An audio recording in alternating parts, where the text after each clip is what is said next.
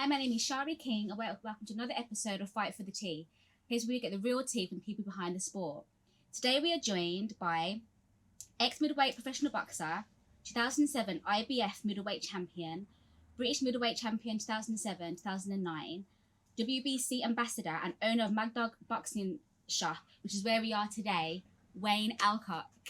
Hello, nice to meet you. Hello, thank you for joining us today. No problem. All right, so before we start the interview, I'd like to do a quick fire round just to kind of warm you up a little bit. Yeah. And just test your knowledge a little bit as well. Go on then. Okay, so let's start. So in the famous words of Muhammad Ali, fight like a butterfly, sting like a bee, what animal would describe your fighting style? It's an interesting one. Probably a dog. A dog? Why a dog? Just you know, don't know, fighting style. I don't know. I suppose the fighting dog. I suppose a pit bull in some respects. Okay, yeah, pit bull. I hear that. Can you name the 4 basic fighting styles? The 4 basic fighting styles. Yeah. Shall I give you a clue for Go the on. first one? The first one's Swarmer. Yeah. Never really come across that really. Swarmer. No, I'm lost. Outboxer. Boxer. Go on. Box puncher. Yeah. And brawler. Yeah, obviously brawler. Yeah. Yeah. Go on. Well, out of those ones, I suppose, which one would your fighting style be? I was a box fighter. Box fighter. Okay. Yeah. Nice. And was you orthodox stance or southpaw?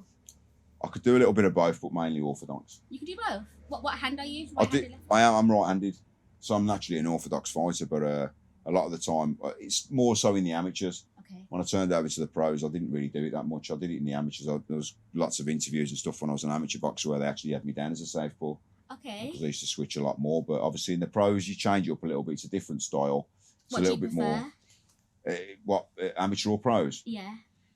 I enjoyed both. You need both. You know, so I'm not even going to say I prefer one or the other because I think you need to do one with, you know, you can't do pro boxing without having a decent amateur record. And I think that's where the amateurs for me is where you learn. Yes. You know, you're learning your trade, you're trying out different things. As I say, I didn't do it much when I was a professional because I'd learned, you know, it's a different game. It's a totally different, it's the same sport, but totally different sports, you know, in some respects. You've got 3 2-minute rounds or 3 3-minute rounds to get the work in, or you got 12 hard 3 rounds to get round it. So it's different. It's different, Yeah. Okay. And who would you want to fight, past or present? Like, who'd you be your key opponent, past or present?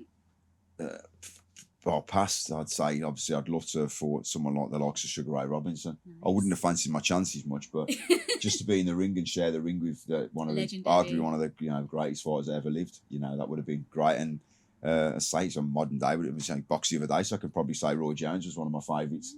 You know, when I was boxing myself, and I was saying, you know, he shouldn't be boxing there, but he just boxed the other day, and he would have been someone I would have really been an honour to share the ring with as well. Nice.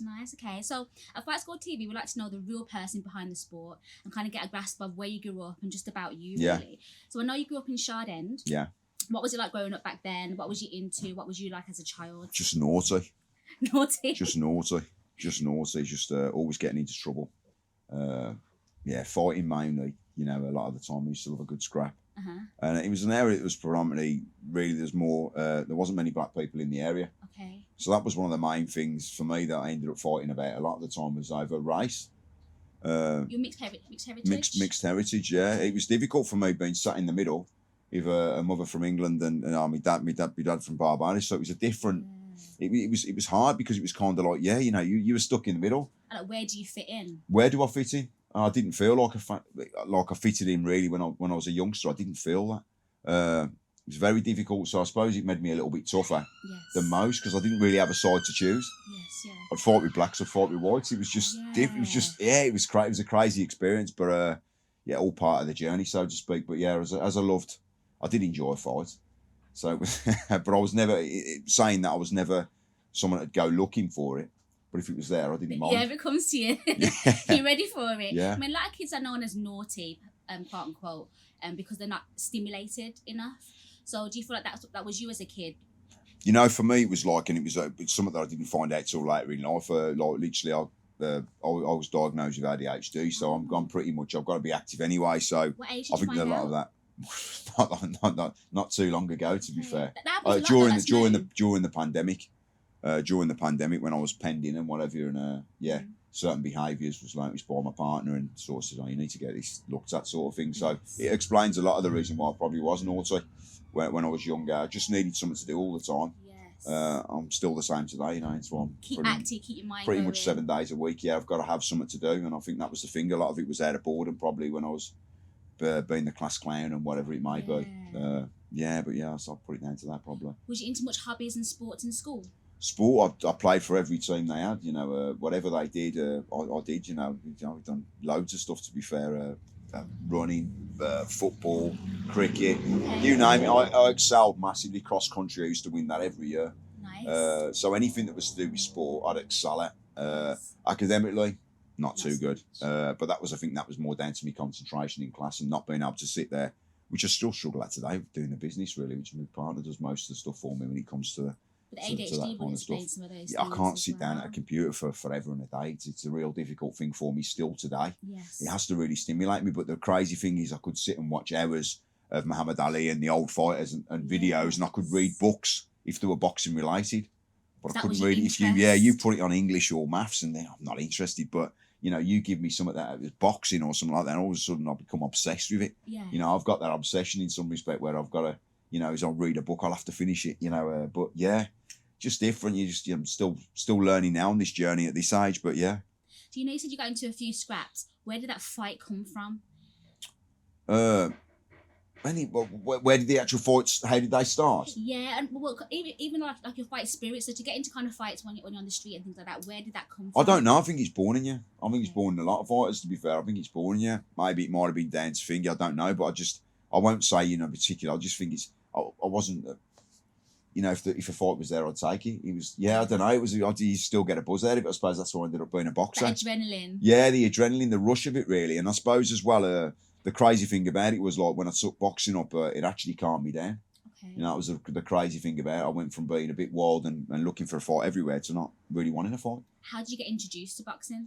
Literally a kid in my school at the time who'd been boxing for a good few years. Mm-hmm. He said to me, "You might be hard on the playground, but come down to the gym, and we'll show you what it's all about," sort of thing. And you took the challenge? I took the challenge, as you do. It's a chance of having a scrap, so I thought, why not? They wouldn't do it today, and I couldn't see them doing it today, but back then it was a different thing. So they kind of took me down the gym, and he said to the old boy there, Les, who ended up being my first trainer, like, you know, just come down here, can we get a bit of sparring done and whatever else? And so if you come to my gym with no experience, there's no way I'd let you just jump in there with anyone. But he let me, and I'm glad he did, to be fair now. But anyway, I got a bit of a hiding. In my mind, the first hiding I'd really took. Okay. I remember coming home. It was over at Kinghurst, at a little social club in Kinghurst, and I remember coming out there and literally crying all the way home because How old was you? I was 14 at the time, and I felt I'd been hammered, so to speak. So like sparring in there. Yeah, it was sparring. Yeah. Okay. So what was you thinking it took before that experience? Like, what do you think it took to go into the ring and to be a boxer before you end up going in and getting that beating? In terms of what mentally what it took. Yeah. Because you weren't expecting to come out and... No, you know, like, it hurt for me. It hurt for me, as I say. That was like, for me, the first time I'd really took a beating in some respects, you know what I mean? But you're going to go one way or the other then. You're either going to say, that's not for me. Yes. Or, do you know what? I'm going to get my home back. And I went for the latter. Yeah. Oh, you know, and then so I kind of came back home, and it was like, I remember sitting down and starting to watch videos and stuff on it now. I'm starting to watch like Sugar Ray Leonard, who was like one of my all-time faves, Leonard was. I love watching Leonard. And so I started watching all his fights, and I started going further back than that. And I was like, Joe Louis, Willie Pep, and you just started going right the way back. Jack Johnson, Dempsey. I'm like, this is crazy. So I'm watching them all, and I said, I've always said, like, I wasn't a good fighter. I was a good copycat in some respect because what they did, what they enjoyed, their signature punches and shots, that's what I used to like try and replicate. Mirror it. I'd get in the gym and try and do different things. I remember Roy Jones throwing about 5 or 6 left hooks against, you know, Vinny Pazienza. I'm like, I'm going to try that. You know, and I got in the gym and I was like, that's right. You know, that's what I was doing. Whether I did it as good is another story. But, you know, I think that's what it's all about. I just became a real student of the game, really, and just started studying some of the best fighters out there, Robinson, the likes of, and then getting in the gym and then trying to like replicate that. The only thing that was missing for me, and I'm going to be totally honest there, was dedication to training Okay. was poor. What was your training schedule like then at that time? Well, we train on a Tuesday and a Thursday and a Sunday morning. Back then, gyms are open like pretty much 24/7 now, most boxing gyms. But then it was just it was in a social club, so obviously you had to put the bags up and down. And so it was on a Tuesday and a Thursday, and we had a training session on a Sunday morning as well. And that was it really. And around that, it's what you did yourself. And most of the time, I was just out playing with pals and whatever, and just messing about. So no kind of strict eating regimen. No, you know what? I never really did that. I'll be honest with you, not until later on in life. Then I kind of ate what I wanted. I remember just jumping on the scales. It was like wherever I was kind of thing. I ate quite healthily. Don't get me wrong. Rice and peas, and I had decent healthy food, chicken. I was eating all the right food. Don't get me wrong. There weren't really such things like McDonald's back in the day, and that. Do you know what I mean? So you ate healthy food, but and just trained hard. My dad was a big believer in not letting me, kill myself to make the weight and stuff. He was a big believer that if you're eating healthy and you're training, then it's all good. And kind of left me there, and I kind of carried that through my career. I think I ended up being a middleweight, literally as an amateur and a professional, which not many do. I was sort of carried on with that same weight, but so it was big on that. But training I must admit, I wasn't really that dedicated to the training side. Didn't really enjoy it that much. I liked the fighting. Yes. So I'd literally skive a lot of the session, if I'm being honest, and doss on the bags and not really do the circuits as well as I could or should. And then I'd just be there straight. I'd be first off as soon as you was like sparring there, lads. I was like first off. I'm like, yeah. Though, then? Yeah. I done well in sparring, but then the lads would moan and say, it's because he ain't done any training, lads, you know what I mean? Because we're all tired because he ain't trained, you know what I mean? And it's that natural fighter if I'm being honest, I could just scrap, you know what I mean? But when it come down to the fitness side, there's lads I remember saying, we're going to run to the gym. And I was like, yeah, forget that. My dad's going to give me a lift. Yeah. Do you know what I mean? I ain't running to the gym. Even though it was only like a mile away or 2 miles away, I'm not having that. Forget that. Did you have endurance though when you were in the ring? Yeah, well, I used to play football at a high level. And so I was playing football at that time as well. So I was still playing football. So it weren't like I wasn't doing anything. In the meantime, I'd train with my football team on a Wednesday night. I'd play again back then I was playing at a team called Water Orton at the time, which was a local team. But they were decent, good level, top level. And I played for the school as well. So yeah, I was active in football. How was that juggling both though? Well, that's where it became difficult later down the line. At that period, it was okay. I could do both. And it sort of, I was finding benefits for both. Obviously with the boxing and then obviously doing the boxing. The football, I was more physical on the pitch. So again, that was helping me out there as well. So I was excelling in both. But as you get to a little bit later on, I ended up just picking up injury after injury after injury because it gets a lot more physical as you get older. Yes. Silly injuries. And I broke my leg twice playing football. I broke my finger. I've had more injuries playing football than I ever did doing boxing. But I loved the sport, it was good. So it's that kind of thing. I'll say I weren't doing anything. I was doing something, but I wasn't really putting the work in the gym, which kind of hampered me. I wanted to box for England and stuff as an amateur. Yes. And these things hampered me because everyone knew I was a lazy trainer. I didn't want to go. I wouldn't go to squad sessions and stuff. And it was like, you go, I'm not interested in that. I can't be bothered. Just want to fight. Yes. I was that way. I had a bit of a chip on my shoulder. I was very, I would say it's arrogance the wrong word to use, really. But yeah, I suppose I'm confident. Yeah, confident. Very definitely. confident. I'll smash anyone who's think I'm the hardest 14, 15-year-old kid in the country. You know what I mean? That was in my mind. That's that I was. So, I didn't train as hard as what I should have. But then I was still winning fights.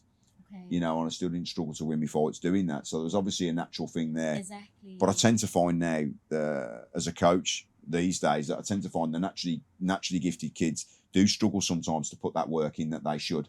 Yes, you got to build that foundation as well. Yeah, you know what? I realised how important the jab was. When I learned how important the jab was, I realised that that was effortless really to throw the jab. And then I could bang a little bit so the right-handed land and that'd keep them away and then I'd just keep them on the jab. So as long as I was kept in my own, in my own comfort zone, I never really struggled. And, I think we had 36 amateur fights I had in total in the end and won 31 of them. So I didn't do too bad. What age did you start doing amateur? 14. 14, okay. Yeah, I literally started 6 weeks after that spar. I was boxing. Yeah. 6 weeks after. Gosh. I was on a home show. Do you want to box on the home show? Yeah, I'll do it. And I fought a kid. How did it feel that first night? Do you know what? It's great. great. Family there watching as well? No, my dad never come. You never come? No, my family didn't come my dad didn't want me to do it. I was a good footballer and he wanted me to just do football. He said, forget boxing now, just stick with the football, son. You're going to make it. You're going to make it in the football. Yeah. So he didn't come to my first fight, which was a bit mad. I remember asking my mum for the £10 for the medical and stuff. Didn't want to ask my dad because I knew he wouldn't have been that impressed with it. So, and he ended up being my biggest fan in the end, but that's another story. But yeah, my mum sort of gave me the £10 medical. How 6 was your weeks mum thinking later, about you fighting? didn't like me. She was more, she had, she was happier when I retired. Okay. Just worried about never her, really baby. liked it. I was a little boy boxing. She come to watch me twice. I think we had 50 odd fights, amateur and pro. She watched 2 of them, and I beat both opponents by knockout each time she came. And she just didn't like the other side, so she's not really into the violence. Mm-hmm. She didn't like her little boy looking that violence either, even though I didn't get a kick in. So, but she wasn't really into the boxing at all. But she understood what it done for me in my life and the difference it made to my life. It controlled me. And as I say, I was always fighting until I took boxing up. And then I became a completely different person. I wasn't interested in fighting in the streets. It had no... I mean, a lot of it was trying to obviously prove you was the toughest kid on the streets. But when you're can only boxing... go so much with that. Yeah, when you're boxing against guys who box for England and stuff like that, and they're at that level, the skill levels, you don't really get anything out of fighting a guy in the street who's going to be throwing shots from here, there, and everywhere. Like, you're used to the... it's a game of chess, really, when you're in there and it's outsmarting the opponent. You're not really going to get that in a street fight. There was no buzz. It was like, it's not really a fight. Yes. I want something that's going to be a challenge when you get to a certain level, which is kind of where I was at that time. They threw me in after 6 weeks. I won that comfortably enough against a kid who'd already had quite a few fights. And then I fought another 3 times. All of them fights ended by knockout. So obviously I was showing a bit of potential. And I come back and my dad's at home and he's like, how'd you get on, son? Yeah, Dad, I knocked him out in the second round. I knocked him out in the first round. I thought, you're right. I better come and watch you. So the first fight he come to was actually against the reigning Midlands champion. It was my 4th bout.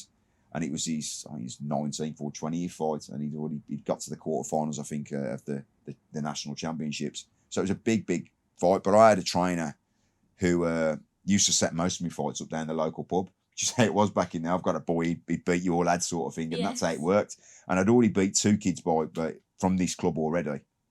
So this was the star of the club, so to speak, that they were putting me up against. Yeah. And they'd say it was made in the pub, really. I think mine had beat him. And I did.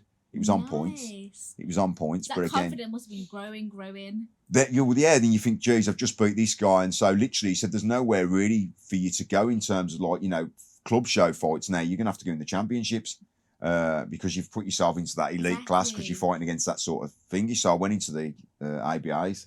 Okay. Ended up getting all the way to... Well, I beat the England champion, the reigning England champion and the England international in the quarterfinals in Reading. And I got beat in the semi-finals, the eventual winner. In them semi-finals, you got people like Junior Witter, Nazim Hamid, all that sort of stuff. It was mad when you look back at the programmes now, you know who there was then. But yeah, so anyway, I got to the semis and I lost. The kid beat me fair and square, but it wasn't... Was that your first loss? Yeah. How did that feel? It hurt. But you know what? I wasn't really in there. My dad wouldn't give me the time off school, so we travelled all the way to Newcastle. I'm not going to make it thingy, but it's not good travelling all the way down there. Yeah. I remember skipping in a sauna to make the weight before we done it. But it was the occasion that got me. It weren't so much that the kid. I wasn't really bothered about the kid, to be fair. It was the fact that I'd never boxed in like a massive leisure centre or anything like that. It was all in social clubs and stuff like that. Yeah. So this was like, wow. And I got a little bit caught up with it all. I remember my dad saying to me, and it's something that stuck in my head for the whole of my career. All the way to Newcastle for that, son. I didn't really get out of second gear, and I went, Dad, first season in the sport, and I'm like, top 4 in the country potentially. Yeah, but nobody remembers second place, son. That what you say to you? Or any other place, you know what I mean? Like only people only ever remember winners, and that was one of the things he said to me. And it hurt like crazy at the time, but then I started thinking, he's right, man. He's right. I can only ever be a champion. I don't want to feel that again. Yes. And so again I went on a big winning streak again in the amateur boxing and fought my way up to the top. And I think that year when I sort of walked away from the sport, I'd had enough. My dad got a little bit more controlling then, so to speak. Started getting a lot more involved. Okay. Was training in the off season. He was doing more stuff with me. So he saw that potential in you then? Yeah, but probably too much then. Then it came from like no interest to like literally full on. Okay. And it was like, he was turning girls away from the door, and he was like, you don't want them in your life, son. You don't want to, you're going to be a champion. Because you're still very young, so that would have a big impact on your social life. Yeah, massive. Well, for the next 3 or 4 years now, I kind of dominated, won Midlands titles and God knows where else, all the way through that era. I wasn't, I didn't lose on club shows. The year I knocked it on the head, believe it or not, I just had 5 fights, all 4 of them by knockout. And I was flying. I was about 18 at the time, and everyone was like, this kid's going to go all the way. Yeah. Championships were beckoning, and I remember saying to my dad that I didn't want to box anymore. I've had enough. So you said when I was 18, I could sort of do what I wanted to do and whatever. And I'm 18 now, and I want to make that decision. I want to go out. My pals are going out. You never let me go out. You felt like you were missing out on something. Yeah, you're making me go running on this, and my pals are going out now. They can have a drink, and I want to get out, and I want to have a little bit of fun, Dad. I just want to. It's the off season, and I remember Les, the trainer at the time, saying, "Give him a bit of time off. He's all right. He's been in the gym all the time. You're always training him. Otherwise, you're going to lose him, kind of thing." But I think it was too late. Well, it was obviously, and I remember then, like literally coming out of the gym, and it was crazy because I seen Joe Calzaghe at an event not long back, and it was crazy because we was on that was in 1992, and we was on a collision course to meet each other that year, which would have been interesting. Yeah. But yeah, so it was at the same weight and everything. But I decided Do you regret?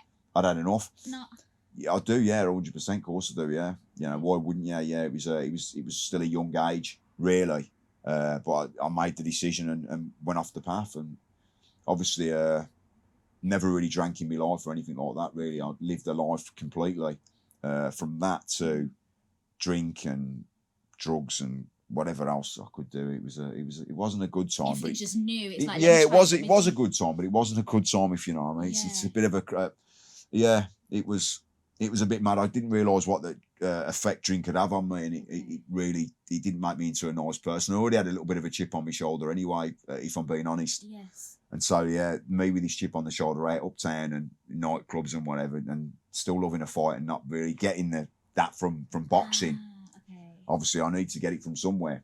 So again, I detest bullies, and I've never been a bully, but again, if there was the opportunity there, bouncers who put their hands in my face, or it's a chance of a scrappy, Because you know what you were capable.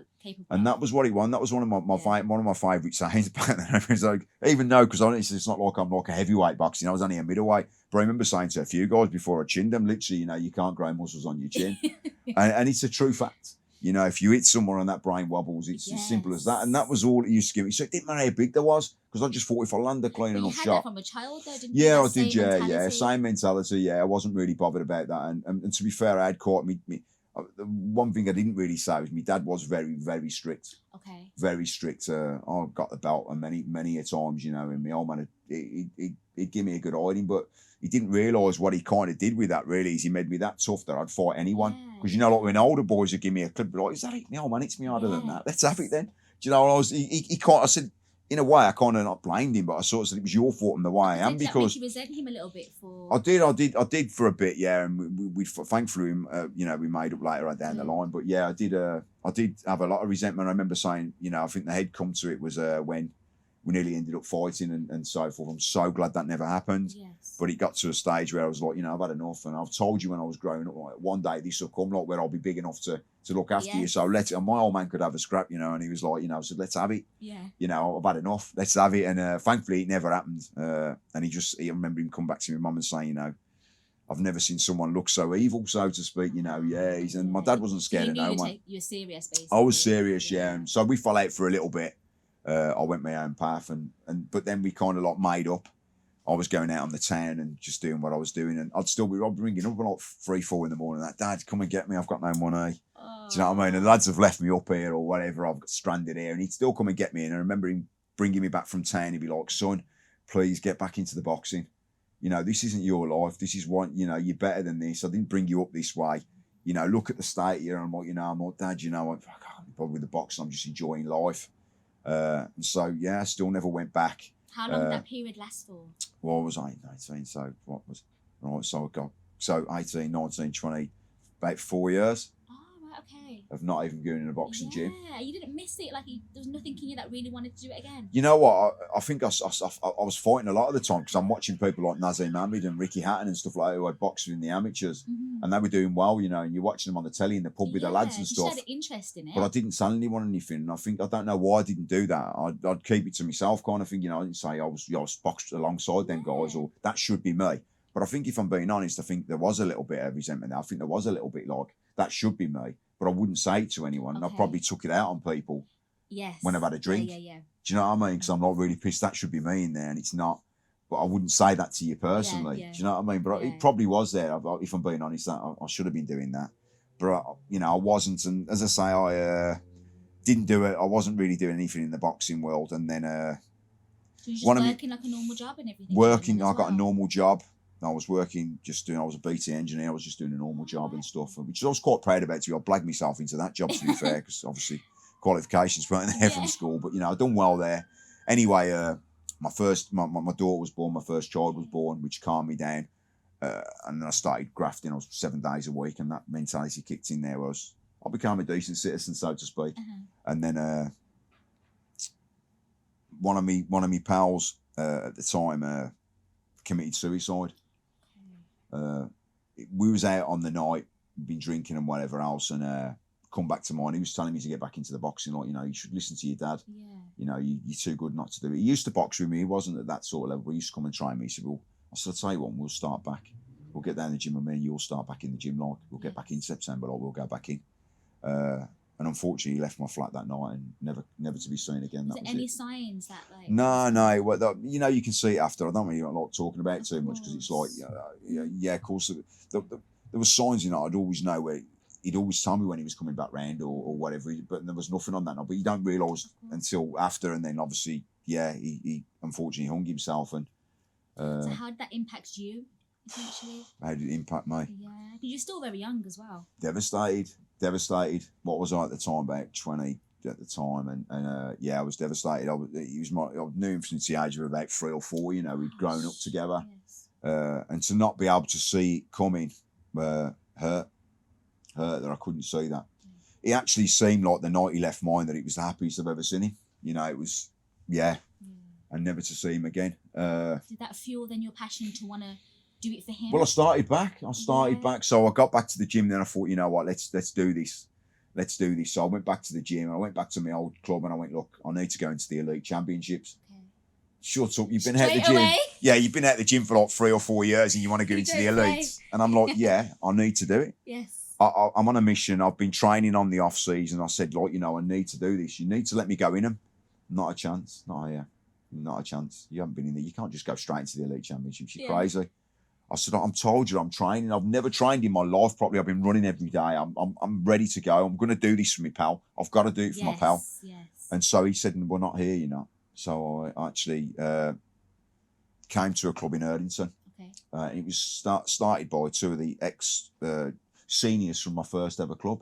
They'd started this new club up, and it was Erdington ABC. One of the other boxers that come out of there at the time, he was only a kid, he was about 11 at the time, was a guy called Don Broadhurst, who obviously won a Commonwealth gold medal for England, for Team GB, I should say, and also professional, won the Commonwealth title as well. Great little pro. He was only 11 at the time, and he was in the club. I remember seeing him when I was there. So you're saying about the ABAs, they believed in you to go into the elites? Yeah, well, I wouldn't say they believed in me. They knew what I was like as a young man, and they had nothing to lose because it was a brand new club. So what was there to lose? But like literally, there was no warm-up fights. It was like, used to start in January. I went straight in. Nice. And the first fight I knocked the kid out in the second round. And then I beat the favourite then in the semi-finals of it. Obviously got to the finals. And to be fair, I thought I was one of the favourites to win it, or on the day. And I think, I don't know, probably that gets to me a little bit. And I think I kind of underestimated the kid I was fighting. But did you think that you were going to go back into it and start winning again and take back that streak? Yeah, again? I knew that. In my mind, I knew that. I don't know. I knew how good I was. And I think because I found boxing so easy. Yes. I think that's why I never used to put the work in I did. But this time I did train. And I thought, I've trained hard for it. And so I trained really hard for it. I was, training 7 days a week. I really put the work in. It paid off. And I was like, say one of the favourites in the final, come round to the final. I was one of the favourites going into it. Probably underestimated the kid I was boxing. No disrespect to him. Good kid. He won it that year. He also, captained England and won a Commonwealth Games gold medal and all that. So it was a decent fighter to lose against. But yeah, no, it was one of them. But I was gutted that I'd lost. This was in 1996. But the nice thing about it is Erdington ABC are in the record books now forever, because the elites are the biggest tournament for any amateurs. So their club name is now in the history books forever, because they took that gamble with me. And it could have been my old club, but there you go. It's another story. But yeah, so they're in there. They regret it a lot. No, yeah, it is what it is. But so anyway, cut a long story again. I'm absolutely devastated that I haven't won, because I promised them I'd win it, and I didn't win it. So I can't carry on with this. And at that time, there wasn't really much about. There wasn't like your Team GB today. Okay. If you've done it, you've done it around a full-time job, which is what I was doing. Yes. Working around a job. You didn't get funding, and even if you was number 1 in the country, you wasn't really getting anything out of it. So it's totally different today, which is much better today. So I thought, well, I'm not really getting paid for it. I never really done what I wanted to do. So I remember ringing round quite a few promoters at the time. So I got rave reviews in the boxing news and stuff about, switch it in Midlander and all the rest of it. And, I'd got rave. A lot of people were raving about me through the championship. So I thought, I was trying to turn pro. Yeah. So I rang up, quite a few different promoters and just got knocked back, basically. It was like, yeah, sorry, no, we're not taking on this time. It was, the guy I actually ended up with later on down the line, Paddy Lynch. I remember ringing his offices up because he had Rob McCracken at the time. And he was a middleweight, and I thought that'd be great sparring for me. And he's British champion and whatever, so it would have been great for me to learn off him. But Paddy was like, sorry, we're not taking anyone at the minute. So that dream went by. I went back to my job at BT. Okay. Carried on as normal, forgot all about it. And just carried in your early 20s at this point? Early 20s, yeah. I was like 21.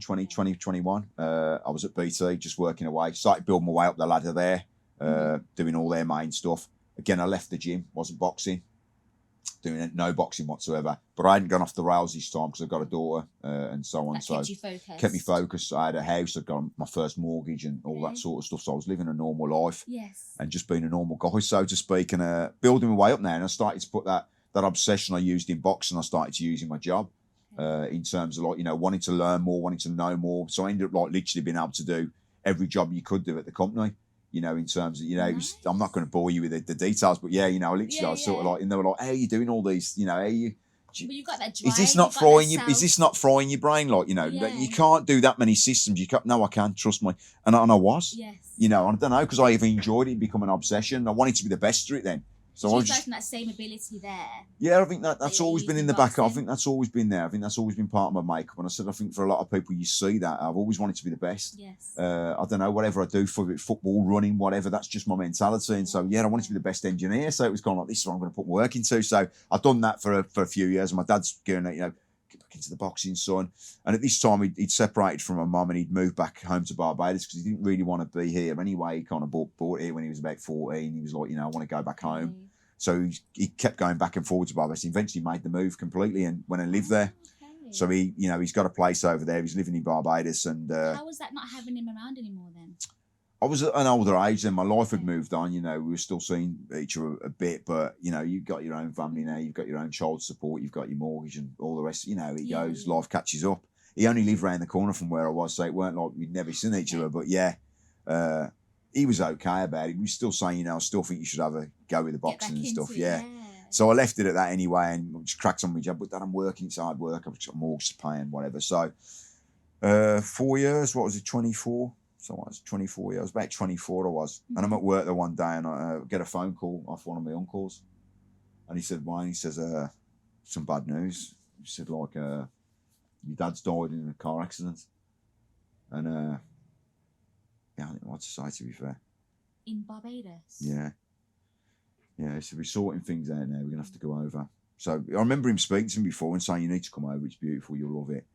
Dad, I'm working, He's I ain't got time and all that. And the first time I was going to Barbados was to sort his funeral out and sort his, bury him and stuff. So, yeah, it was hard work. And my dad was never really one to praise me. He was one that I'd knock someone out in the first round and he'd sort of tell me that the kid landed a shot on me in the first 20 seconds. That didn't mean anything because I knocked the kid out. But in another fight, that could have been the end of it for you, son. Yeah. So he always goes. So again, I think that's where the perfection come from, really. I couldn't make mistakes, not any mistake. Didn't matter that I still won. I couldn't make a mistake. Do you think he did that to make you stronger? I don't know what he did, but what he did worked. Because I found that out later on down the line, the stuff that he put into me, it worked. Yes. But at the time, I didn't like him for it. You wouldn't see it at the time. Yeah, so I did have to say, anyway, I get this phone call and we went to Barbados and again, I'm still not thinking about anything. The crazy thing was I realised that my dad was in the Royal Signals. And so he was actually, I found old pictures of him and that obviously passed away, and of him doing the telecoms for the army. And you're like, this is mad, because I was like, I went into telecoms and I didn't even notice before I was born. Okay, so I didn't even know that. It was just weird, weird. It was meant to. So anyway, I think I go to the funeral, as I say, never really praised me. But I go to this funeral and there's loads of people and lots of family members I've never ever seen and met. You're the boxer who's always talking about you, who's always talking about you. Said you was going to be a champion, and I'm like, I'm not. Sorry. I'm not even in the gym. I'm not even boxer. I'm not a boxer. I'm not even in the gym. So I remember sitting down and looking out after the funeral, just sitting by his grave and just thinking, like, you know what? I'm gonna come back to England and I'm gonna give it a go. One more go for you. I'm gonna do it. So It's amazing how 2 traumatic events got you back into. It's rubbish because they weren't here to see what I did, but yeah. So anyway, I got myself together, come back to England, and I still didn't know. I still wasn't even part of a gym.